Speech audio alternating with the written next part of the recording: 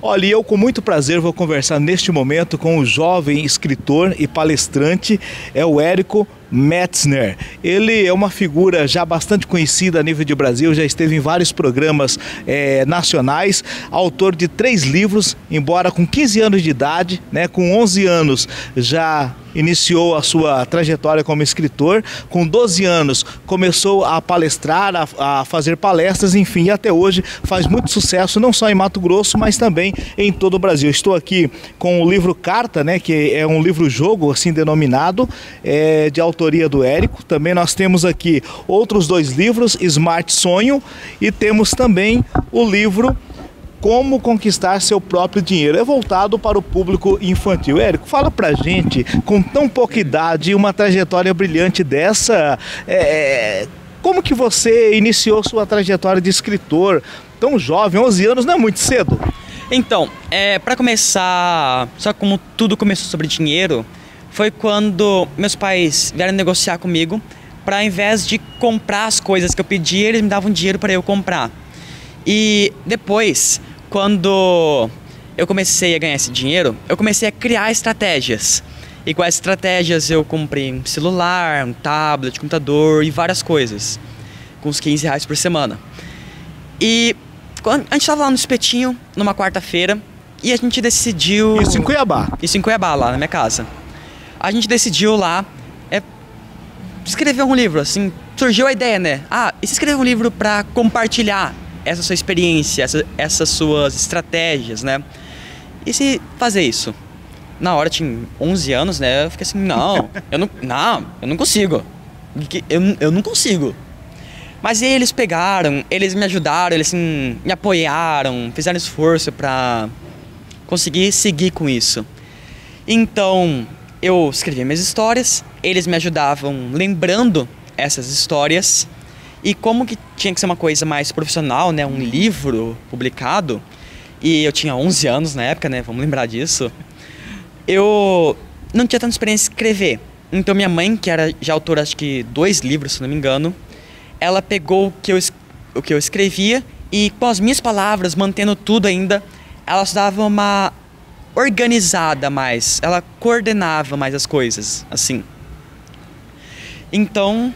foi assim que surgiu o primeiro livro. Foi baseado então na sua realidade, né? Em algo que você já fazia. E deu certo? Pegou o gosto? Sim. Só começando então, o primeiro livro, eu sempre classifiquei ele como uma autobiografia. Porque apesar de ter... Qual foi o primeiro? O Como Conquistar o Seu Próprio Dinheiro. Porque apesar dele ter muitas estratégias, tipo falando, como que você pode fazer isso? Ele conta as estratégias, contando a minha história também, como que eu fiz e como que isso se torna possível realizando atos simples.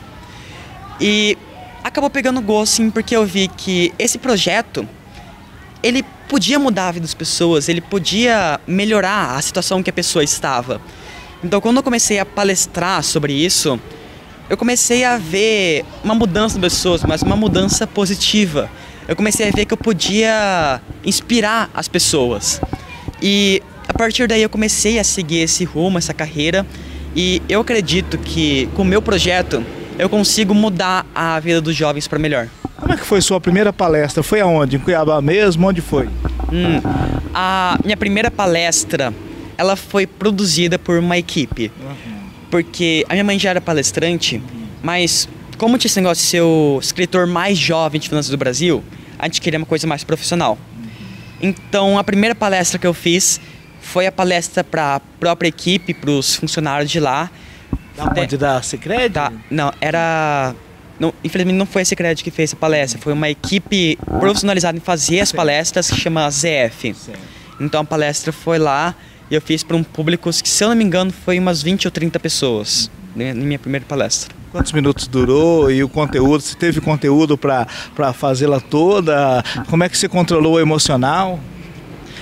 Olha, a palestra durou acho que 1 hora mais ou menos assim. Uma hora com 12 anos? Com 12 anos, porque é o tempo que ficou, né? E, assim, antes eu tava me preparando, assim, revisando o roteiro lá que tinha pego, sobre as coisas que eu falei que Como posso dizer? As coisas que tem um livro que eu falei sobre como que se pode fazer, aí eles colocaram um roteiro mais organizado, aí eu fiquei lendo o roteiro pra ver como é que eu podia falar. Só que eu, particularmente, eu sempre gosto de improviso. Então, por exemplo, agora teve 2 palestras. Nessas 2 palestras, agora que eu já tô mais treinado, eu não treinei nada pra elas. Simplesmente não treinei. E, assim, eu não quero treinar, eu quero que cada palestra seja uma coisa diferente da outra. Então, toda vez que eu subo no palco, eu tento improvisar. E da primeira vez, eu digo que assim, eu não senti tanto nervoso, porque eu era um menino, assim, uma pessoa que... extrovertida. Então eu gostava de falar com as pessoas, eu gostava, digamos, às vezes de dar aula até. Porque quando na escola algum amigo vinha com uma pergunta sobre a questão, eu, assim, de boa vontade e do jeito mais feliz que eu conseguia, eu respondia a ele, eu ensinava a ele. Então eu já era uma pessoa que gostava, assim, de ensinar aos outros. Então naquela primeira palestra não teve tanto nervosismo. Mas hoje em dia, eu vou te confessar, antes de começar a palestra, pode estar fazendo 50 graus, mas vai sentir frio. Eu sinto um frio, assim, muito forte. É o que? A responsabilidade, o peso? Eu simplesmente não sei. Eu começo a sentir assim, um frio do nada. Eu não sei se é por causa da pressão do tipo, eu tenho que falar bem porque o que eu falar pode mudar a vida das pessoas, pode mudar para melhor, ou eu sem querer eu posso falar alguma baboseira, então eu tenho que me concentrar. Pode ser o nervosismo mesmo do tipo, eu tô subindo no palco e agora o que eu vou fazer? Porque como eu falei, eu não gosto de treinar, eu gosto de ir no improviso. Então algumas vezes dá esse frio, assim, esse nervosismo mesmo. Mas eu sinto que, mesmo errando muitas vezes, que eu sou humano, eu erro, eu consigo subir lá e eu consigo, assim, inspirar pessoas. Eu acredito que eu tô inspirando pessoas. E o livro Smart Sonho, o que ele diz, qual que é o conteúdo dele, com base em quê? Depois que eu escrevi os 2 livros, o Como Conquistar Seu Próprio Dinheiro e o Din Din, o Jogo do Dinheiro, eu fiz o blog também, blogdoerico.com, onde pode ver posts mensais e entrar em contato, mas eu acabei ficando um pouquinho sem ideia, sabe? Deu assim uma falta de criatividade. Mas uma coisa que eu não tinha percebido é que depois de ter escrito os livros, eu ainda tinha histórias para contar, eu ainda tinha estratégias novas que eu tinha criado. E quando eu escrevi os livros, eu comecei a aprender mais sobre empreendedorismo, sobre planejamento financeiro, sobre educação financeira em si. Então nesse livro, eu falo sobre planejamento, eu falo sobre empreendedorismo e coisas novas que eu aprendi. Então ele é voltado mais para adolescentes e, se quiserem, adultos também. E ele é mais voltado para estratégias do que histórias em si. E ele, se for ver, ele é bilíngue, ou seja, uma página em português e outra página em inglês, mas é o mesmo conteúdo, porque ele já foi publicado nos Estados Unidos também. Eu já apresentei meu projeto nos Estados Unidos no começo desse ano. E a gente observa, se fosse, é claro, para abordar muita coisa, eu ficaria o tempo todo aqui falando contigo, pela sua bagagem. Você já esteve em vários programas a nível nacional, né? Isso, que isso serviu de um divisor na sua carreira? Olha, eu já apareci em todos os meios de comunicação, então jornal, rádio, televisão, já fui em todos. Eu digo assim, toda vez que eu sou entrevistado, toda vez que eu vejo que o meu público vai ser maior, toda vez que eu olho para a câmera e eu vejo assim, as pessoas me assistindo, eu consigo ver as pessoas que eu tô alcançando, me dá assim, uma sensação boa, porque eu posso ver que eu consigo inspirar mais pessoas, além daquelas que eu já tô falando aqui.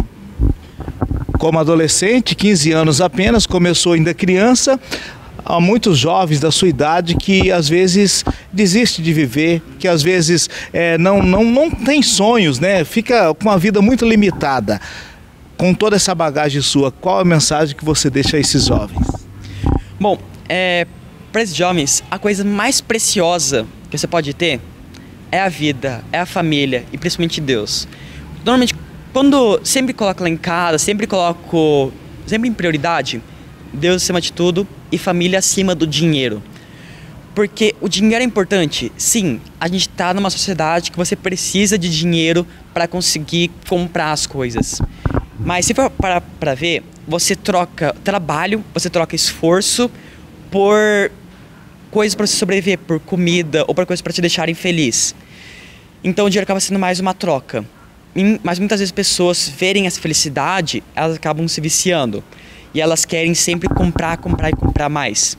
Então a minha dica é: comece a deixar o dinheiro mais de lado e olhe para sua família. Olhe para os seus pais, olhe para os seus avós, olhe quem está próximo de você.